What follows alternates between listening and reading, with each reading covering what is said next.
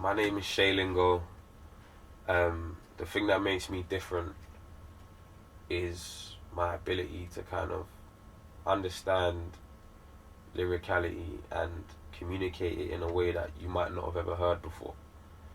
I'm an alternative rapper from South West London, and I'm here to make a difference. I'm here to make a change. I'm here to help people understand that risking is proving and proving is living.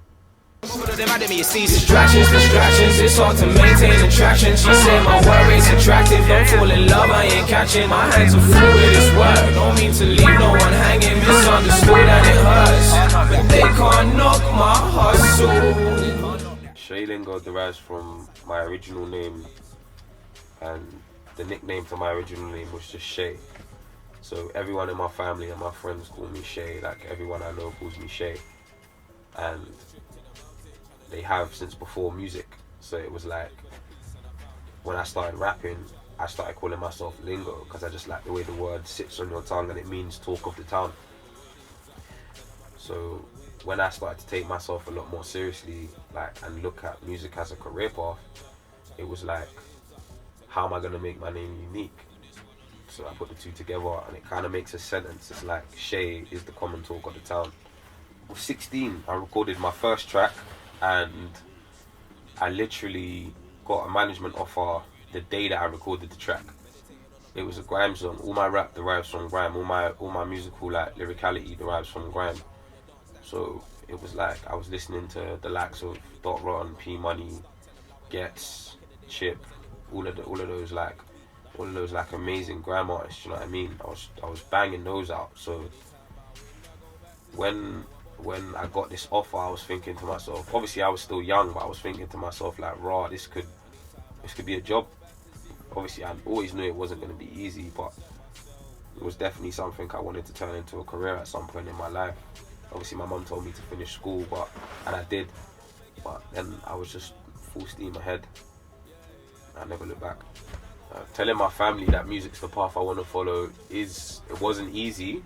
It was easy telling them because of who I am, the kind of person I am, but it wasn't easy to communicate it to them, if that makes sense. It was easy to tell them, but it wasn't easy to kind of emotionally communicate that to them, because they always want better for you. Do you know what I mean? They always want like you to do more, like the doctor thing, the lawyer thing, the thing that makes the most money the soonest. Do you know what I mean? And for me, it was just like, I don't want to do any of that.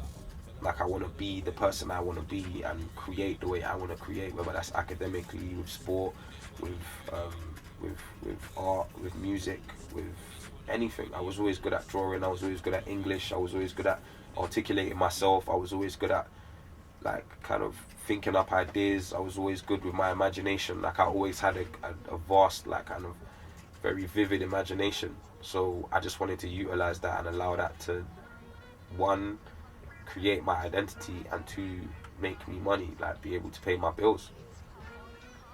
Coming from London means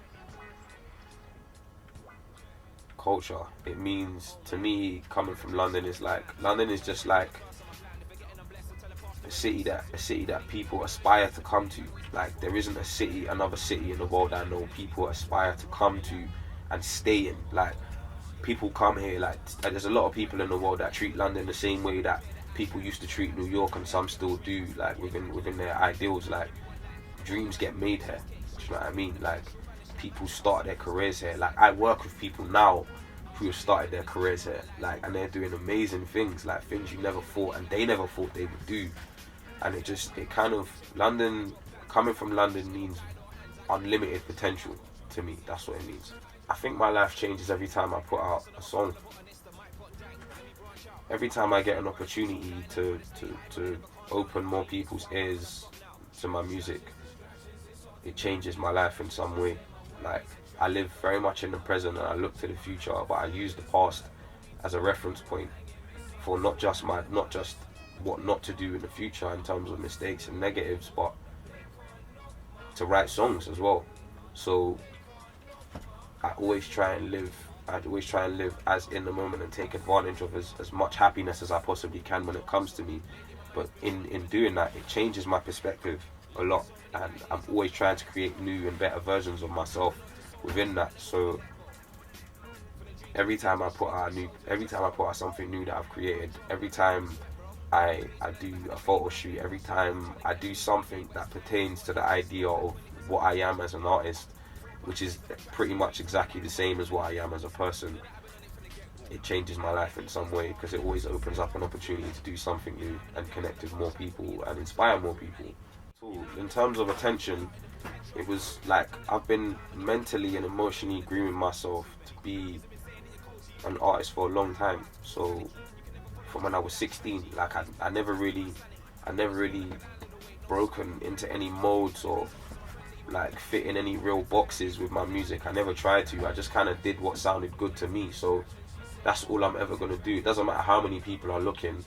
Doesn't matter how many people feel the music. It doesn't affect me in any way in terms of attention, because every artist is a showman in their own way. Do you know what I'm saying? Whether their craft is being elusive and only popping up in certain places or being everywhere, it doesn't matter. Like whether you do 150,000 shows in a year or whether you do 5 in a year, like it doesn't matter.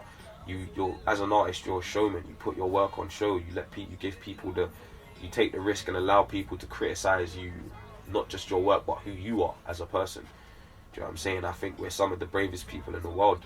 So when it comes to the idea of attention, no matter what, you're gonna get some form of attention when you put out music, when you put out work that you do, that you've created, and it comes from a place within inside you. Like you're always gonna have attention. It just depends on how much attention daunts you.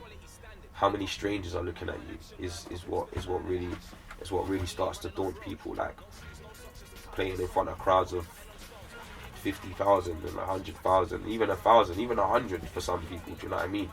But I don't see that. I don't look at that stuff. I just look at, no matter what crowd I'm in front of, I look at them as one person, and I just try and entertain that person as much as I possibly can, because we're unified. Music unifies people, so I only ever look at the people it unifies as one. So it never daunts me. They can't knock my hustle. They can't knock my hustle. They can't knock my hustle. Knock my hustle. No.